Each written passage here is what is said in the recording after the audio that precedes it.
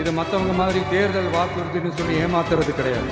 நம்மளை நம்புற மக்களுக்கு நம்பிக்கை தர்றது. நம்ம ஆட்சிக்கு வந்ததும் இதெல்லாம் செய்ய நடவடிக்கை எடுப்போம்னு சொல்றோம். டெல்டா விவசாயிகள் சமீபத்துல கூட உரத்தட்டுப்பாட்டை சந்திச்சிங்கல்ல.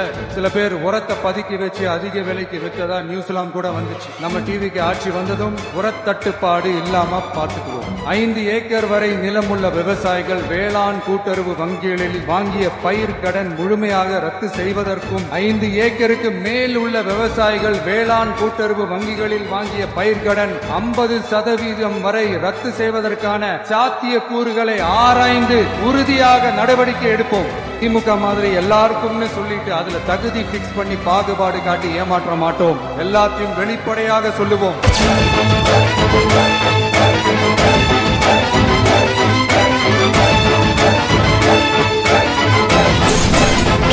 Yes.